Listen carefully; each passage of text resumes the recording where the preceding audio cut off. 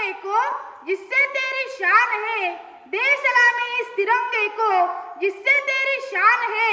Sir हमेशा ऊंचा रखना इसका, सर हमेशा ऊंचा रखना इसका, जब तक दिल में जान है, जब तक दिल में जान है।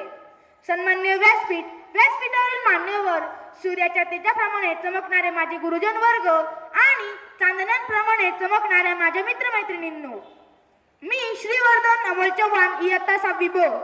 सर्वप्रथम तुम्हा सर्वांना 78व्या स्वातंत्र्य दिनाच्या मनपूर्वक हार्दिक हार्दिक शुभेच्छा. आज 15 ऑगस्ट भारताला इंग्रजांपासून स्वातंत्र्य मिळालेला हा दिवस म्हणजेच भारतीय इतिहासातील सोनेरी दिवस आपण साजरा करत आहोत. सुमारे 150हून अधिक वर्षे गुलामगिरीची चादर ओढून गुदमरलेल्या श्वासाला स्वातंत्र्याने मोकळा श्वास दिला होता.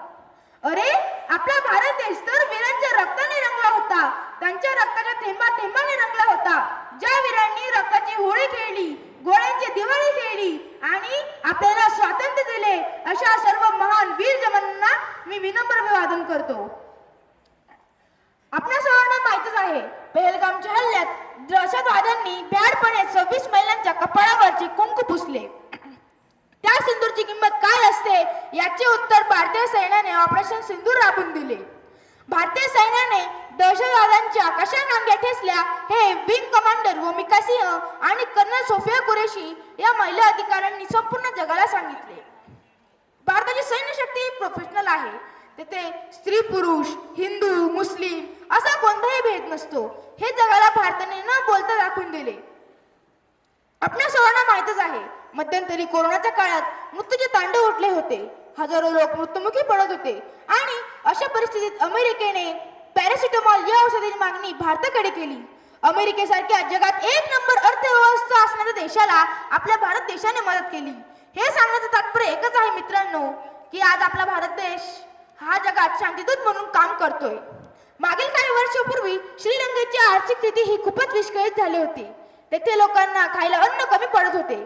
तेव्हा देखील आपल्या भारतानेच पुढाकार घेतला आणि हजारो टन तांदूळ त्या श्रीलंकेला मदत म्हणून पाठविला. या सर्व गोष्टींवरून आपल्याला असे लक्षात येते की मित्रांनो, आज आपला भारत देश हा मदत घेणारा नाही तर मदत करणारा बनला आहे. आज जपान सारख्या विकसित देशाला मागे टाकत आपला भारत देश हा 4थी अर्थव्यवस्था असलेला देश बनला आहे. मित्रांनो, समजा आपल्याला एखादी इमारत बांधायची आहे. त्यासाठी त्या इमारतीचा पाया, त्या इमारतीचा स्तंभ, त्या इमारतीचे फाउंडेशन हे मजबूत करायलाच हवे. तेव्हाच ती इमारत मजबूतपणे उभी राहील. त्याचप्रमाणे आपल्या भारताचा पाया हा आपल्या भारताचे संविधान आहे. जर या भारतातील प्रत्येक नागरिकाने या संविधानाचे पालन केले तर तो नागरिक आपल्या दैनंदिन जीवनात कधीही खचणार नाही, कधीही कोसळणार नाही. डॉक्टर बाबासाहेब आंबेडकरांनी लिहिलेली राज्यघटना हे जगातील सर्वात मोठे लिखित संविधान आहे. मित्रांनो, तुम्ही विचार करा, आज जर हे संविधान नसते तर काय झाले असते? आज मी इथे निडरपणे बोलतोय, तुम्ही शांततेने ऐकताय, अशा कुठल्याही गोष्टी घडल्या नसत्या. जर या भारतातील प्रत्येक नागरिकाने या संविधानाचे पालन केले तर मी खात्री देऊन सांगतो, आपला भारत देश हा जगात गुण्यागोविंदाने नांदणारा देश म्हणून ओळखला जाईल.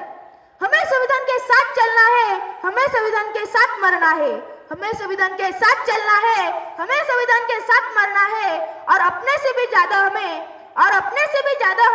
संविधान को मानना है, संविधान को मानना है.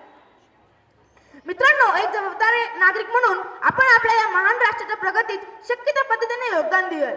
आपल्या कृतीतून आपली मूल्ये विश्वासमोर ठेवूयात आणि या महान देशाला महानतेच्या शिखरावर नेऊयात. माझे बंधू आणि भगिनींनो, आजचा भारत देश हा नवीन भारत देश आहे. संपूर्ण जगाचे लक्ष हे आपल्या भारत देशावर आहे. पण कोणी याला शांतप्रिय म्हणून याच्या वाटेला जाऊ नये, अन्यथा हा घरात घुसून मारायलाही घाबरणार नाही. बोला भारत माता की वंदे.